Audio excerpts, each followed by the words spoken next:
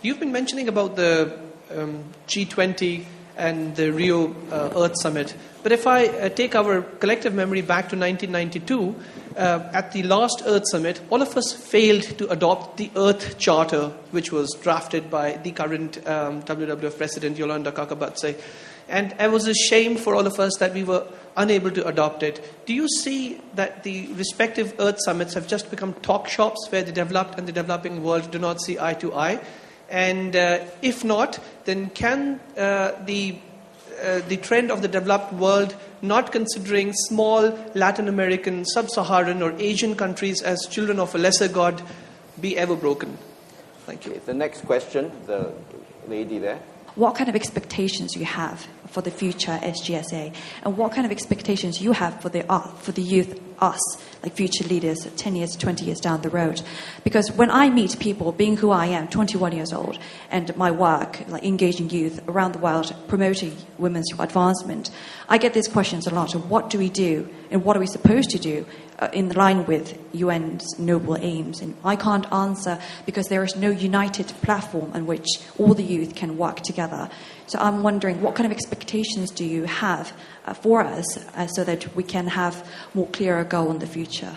But the first question, there's some cynicism that whenever there is huge, big multilateral meetings, people criticize it's just a talk shop. United Nations sometimes also criticized as being just a talk shop. That is why I have been always urging the importance of a political leadership role. It largely depends upon the leadership.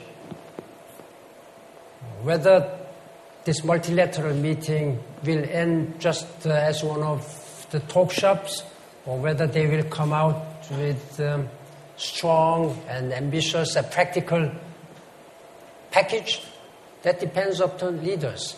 That's why I have been always asking to come to Rio de Janeiro and come to climate change summit meeting. As of now, I am informed that more than 110, but we expect that maybe more than 140 or 50 heads of state and government will be able to participate. So in terms of representation level, it will be one of the highest and most successful and biggest multilateral meeting. But they should come with a strong mandate, strong leadership. All the countries at this time are suffering from economic crisis. There's not much resources in their hands. Then why I'm focusing on leadership is that leaders can take a decision on the policy priority. We have emeritus a senior minister who has been serving this country as a prime minister. Then prime minister or president, they can make a decision where to put priority. That can be done only by the leaders, not even ministers. Ministers can only recommend, and it's up to leaders. The leaders are often become the prisoners of votes, domestic opinions. That's why I'm again urging that these are global challenges. This is not national problems. Each and every nation, they have these problems impacted by global problems. They don't respect borders. Therefore, Singapore or whichever country, leaders should go beyond their national borders. That's why we are having multilateral meeting. I'll make sure that this will not be a talk shop, but will come out with a very broad and strong and ambitious package. Because these negotiations have already begun, and even before my departure just a few days ago, I have convened a meeting with the co-chairman of this negotiating bureau. We discussed, and I'm also going to engage with the world leaders on this matter. On youth issue, again, the United Nations has been discussing the future of youth several times, but not much with concrete proposals. In fact, 2010 and until June last year, the UN has designated 2010 as International Year for the Youth. We had special meetings and sessions and discussed how we can work together. Only with this Arab Spring, where we have seen so many youth speaking out for their dignity and decent job opportunities, now international community is now very seriously looking at this. We will try to provide united platform.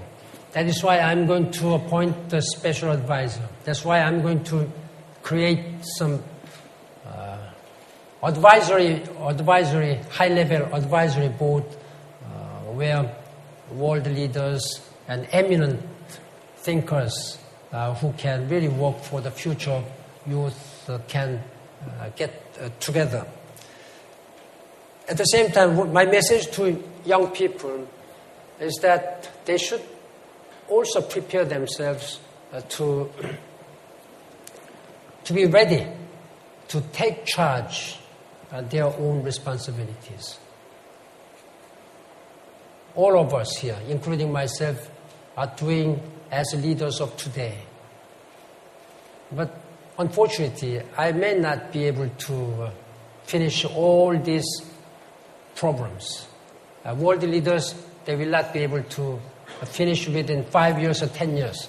This, after all, should be left, this torch should be handed over to our young generation.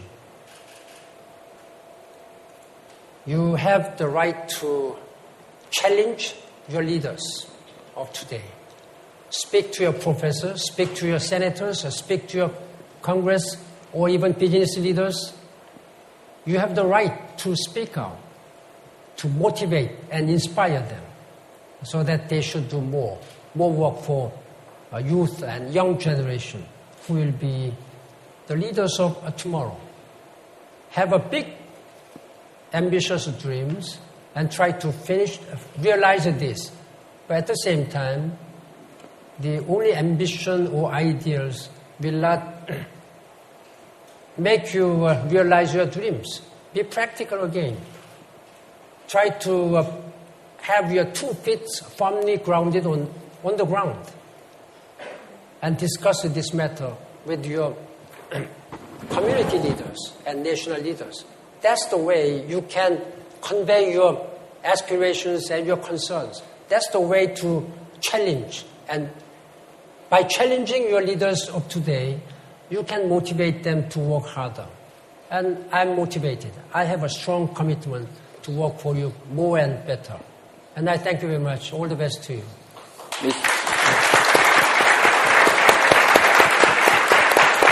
Mr. Secretary General,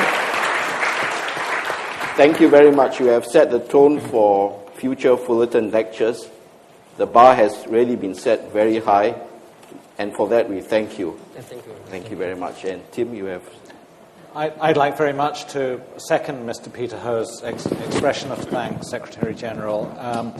Your wide-ranging, extremely stimulating address and your straightforward answers to the questions, I think really help us to understand more clearly key questions of global security and development. And I was particularly struck by what you said about the importance of the UN working with regional institutions in the interests of peace and security, and of course the great importance of engaging youth in the interests of sustainable development. So our really sincere thanks to you for delivering so inspiringly the first address in the Fullerton Lecture Series, and also our sincere good wishes as you lead the United Nations in managing the major challenges that this region and the world confront today and will face in the future. So thank you again. Thank you.